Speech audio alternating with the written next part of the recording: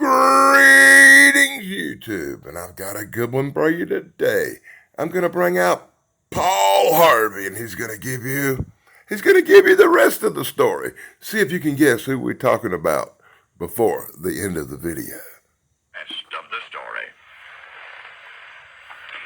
For one reason alone, shy little Carlos regretted his family's moving to the tiny town of Miami, Arizona. That reason was the kid next door. The boy's name was Bobby. He was a full-blooded Native American, same age as Carlos, same grammar school class, but a lot bigger. Now, Carlos was himself half Irish, half Cherokee. But apparently that wasn't good enough for Bobby, so every day after school he would chase Carlos home. Most days he would catch him and beat him up. But this is the rest of the story. Right next door to the cottages where Carlos and Bobby lived was a gas station. The owner's name was Jack, and every day Jack would stand there and he'd watch this sad little scenario recur. The bully chasing the smaller boy, and then catching him, and then pounding him day after day. Now, Jack may have known that Carlos's father was an alcoholic, was mostly oblivious to his son's problems. But one day Jack decided it was time to butt in, so he went to Carlos's mother and he told her, "Please stay in the house today and do not interfere." And she agreed. And sure enough, right on schedule, little Carlos came running past the gas station toward his house. Bobby the bully was not yet in sight, but Jack the gas station man stopped Carlos and he said, "I'd like to have a word with you." Politely but urgently, the little boy explained that he must not stop now. He had to go inside right away because Bobby was chasing him and he would be here at any minute. Jack said, "You're not going anywhere. You're going to stand up for yourself and fight this boy right now." But Bobby was too big, Carlos pleaded. Jack wouldn't listen. He said, "You're not going to run away anymore."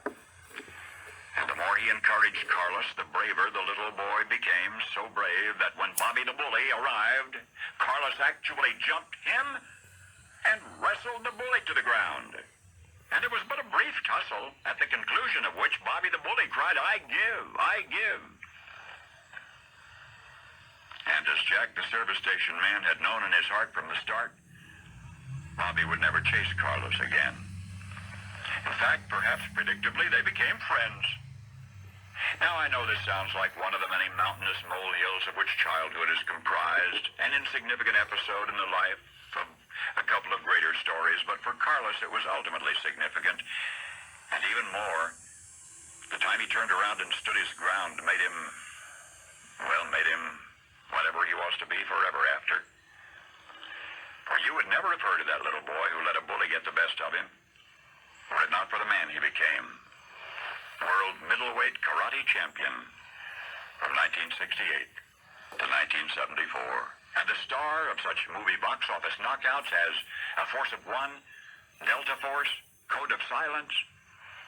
But now whenever you hear his name, you will picture a scared little boy trying to outrun a bully, and a concerned stranger who put an end to the running of Carlos Ray Norris, whom the world has come to respect as Chuck Norris. Now you know the rest of the story.